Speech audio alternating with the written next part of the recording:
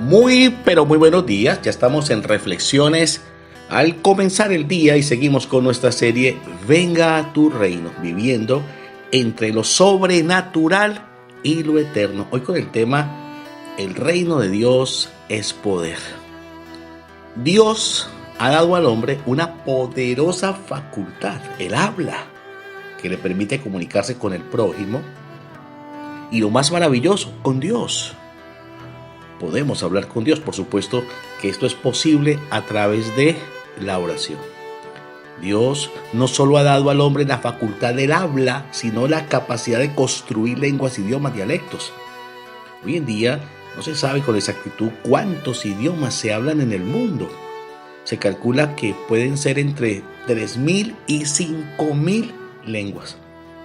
Por supuesto que entre los idiomas más extendidos está el chino mandarín, usado por 900 millones de personas. El inglés, 470 millones. El hindi, hablado por 420 millones. El español, 360 millones. Y el ruso, 300 millones de hablantes. Es bien conocido el poder que tiene la palabra, que comprende desde la elocuente oratoria, la discursiva, y las miles de formas en que las personas se comunican, se expresan, interactúan con los demás. La capacidad de expresarse es la más elevada de las necesidades humanas, que en los últimos tiempos está en gran despliegue y apogeo gracias a que se ha tenido gran difusión en las redes sociales. A lo largo de la historia se han levantado hombres y mujeres con un gran poder de la palabra, que han movilizado multitud de seguidores en su tiempo y que incluso ha trascendido a otras generaciones, que siguen haciendo eco a las palabras, a los pensamientos, incluso a obras de aquellos grandes comunicadores, líderes o realizadores. Sin embargo, por poderosos que hayan sido estos discursos, el tiempo se ha encargado de llevarlos a un segundo plano, incluso al olvido. No sucede así con la palabra de Dios, la que también podríamos llamar la palabra del reino. Cielo y tierra pasarán, mas la palabra no pasará.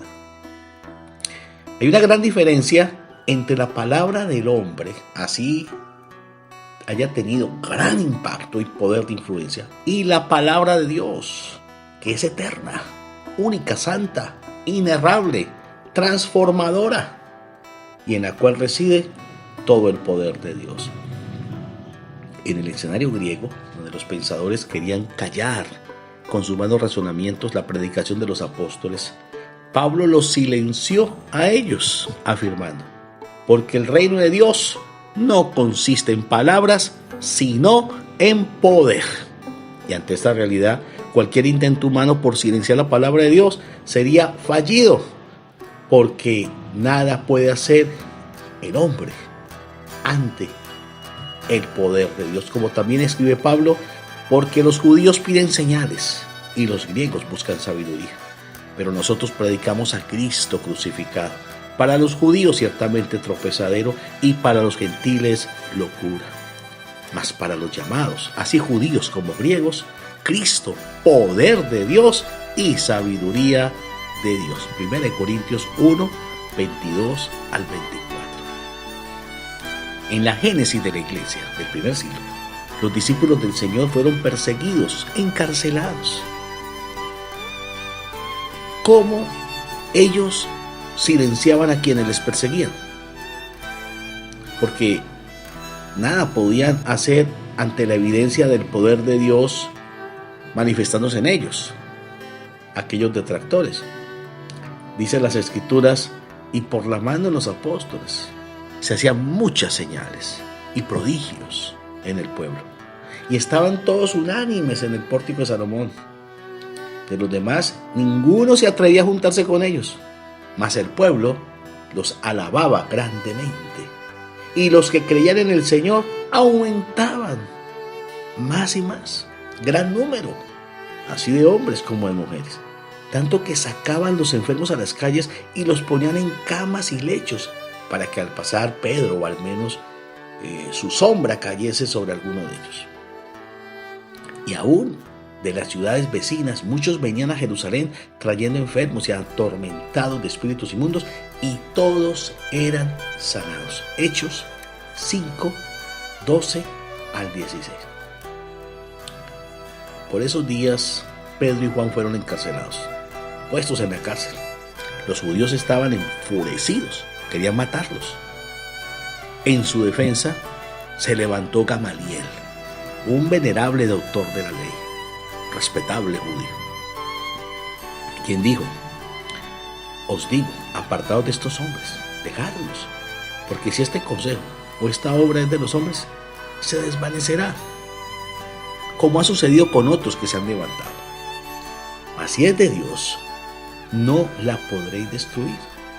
No seáis tal vez hallados luchando contra Dios. Y convinieron con él, y llamando a los apóstoles, después de azotarlos, les intimaron que no hablasen en el nombre de Jesús, y los pusieron en libertad. Y ellos salieron de la presencia del concilio, gozosos de haber sido tenidos por dignos de padecer afrenta por causa del nombre. Todos los días, en el templo y por las casas, no cesaban de enseñar y predicar a Jesucristo. Hechos, capítulo 5, 34 al 42. La evidencia que la obra es de Dios es que nada la puede destruir. Las obras de los hombres se desvanecen, se dispersan, se reducen a nada. Pero la obra de Dios permanece, crece, aumenta, se multiplica. Porque el reino de los cielos no consiste en palabras, sino en poder. Y quien al reino se opone, se hallará luchando contra Dios. Y dura cosa es dar cosas contra el aguijón. ¿Qué puede hacer el hombre ante el Creador, siendo obra de sus manos? ¿Qué pueden hacer aquellos que piden señales o reclaman sabiduría contra el Hijo, el Cristo, poder de Dios y sabiduría de Dios? Considera lo que te digo y el Señor te dé entendimiento en todo. Soy Alexander Dorado. Que tengas un feliz y exitoso día.